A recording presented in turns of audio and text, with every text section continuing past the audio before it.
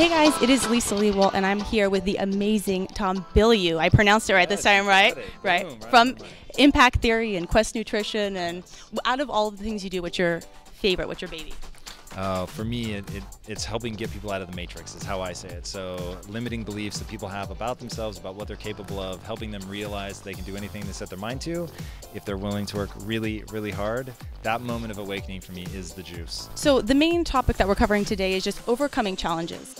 Do you have any stories or examples from your own life where maybe you didn't have the resources but you were able to push through that, or challenges that you had to overcome, or anything that might be able to encourage somebody who's in that situation right now? Yeah, I mean, how much time do you have? So literally my life is, I've not succeeded because of anything. I've succeeded in spite of a lot of things. So growing up in Tacoma, Washington, didn't come from money. I had to work 2 jobs to pay my way through college, graduated with a ton of debt. I mean, it's like the classic story. And then lo and behold, in film school, which was my degree, which by the way is not exactly a guarantee of any income. No, I don't know. Believe it or not. And but I realized in the middle of film school that I had no talent. So how was I going to, you're right? And I had a fixed mindset, so I thought, well, this is a death sentence, right? It's forever. I don't have talent today, and I never will. And so that was very discouraging. So the first thing I had to do was overcome that mindset, realize you really can learn anything, but you've got to be willing to do an inhuman amount of work if you want to become world class. So that process was amazing, was a huge breakthrough, but it came from wanting to avoid getting depressed, because realizing that you're not good at the thing that your whole life has been centered around, that you're now thousands, tens of thousands of dollars in debt to supposedly get good at, and you're just not good at it. So building back from that was huge. And then I suffered for a while from a very profound anxiety. And so learning, literally having to research the brain, neuroanatomy, gut health, the tie between the brain and the gut, I mean, literally all of it, just to be able to function, because it had gotten to the point where even just talking like in a living room setting would provoke anxiety. So to go from that to being able to build a $1 billion business, to step out front, to do media essentially for a living now with my new company, it's been a huge transformation of skill acquisition. So you've interviewed just some of the best of all the industries, and I've heard them give lots of hacks for whether it's from the 4-hour work week of how to just learn things faster, or guys in the military who just got that mental toughness down.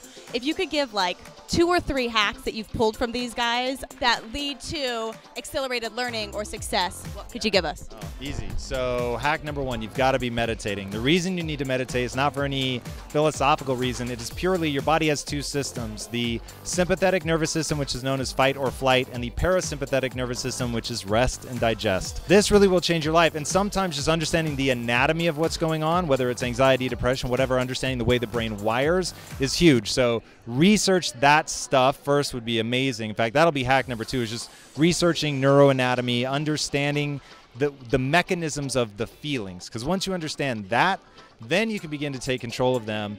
And then a third one, always be reading. Always, always, always be reading. The way that humans get better at something is through the acquisition of knowledge, which then can be turned into skills through disciplined practice.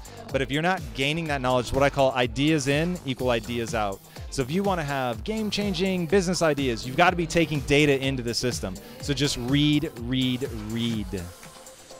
I'm sure you've seen the difference between somebody who can have a bunch of head knowledge and still not put it into practice compared to the people who maybe don't know quite as much but are able to execute.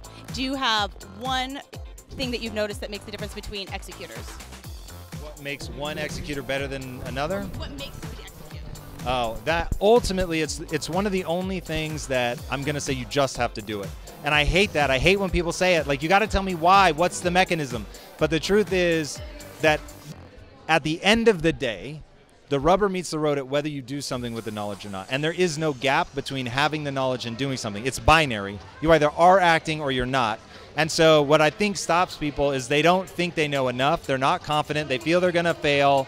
And if they can just reorient their understanding of what failure is not a permanent state of being. Failure is merely proof of what you tried doesn't work, but it doesn't work for a very specific reason. Once you know the reason to why it doesn't work, you'll learn something from that. You can change your tactic and move forward. So when it's not in their mind, it's no longer a scarlet letter. It's just a piece of information. It's another data point. then you can really begin to act with impunity because you're not worried about failing. And so that my thing is just act in the middle of insecurity, in the middle of anxiety, all of it, act. Take your best guess. It's better to go 100 miles an hour in the wrong direction than to stand still. I think he wants us up on stage right now. So thank you so much. Can you give a quick shout out to City Gala and where we can find you online? Absolutely. Mad love to City Gala. It's the second event that I've done with you guys. Honored to be here. And you can find me at Tom Bilyeu across all socials. Hopefully they'll link that up somewhere because it's hard to spell. But at Tom Bilyeu, you'll find me. Thank you so much. And I am Lisa Lewolt with the Firelight Foundation. We will be watching him live over on Facebook in like 10 minutes. All right. Thanks, guys. Have a good night.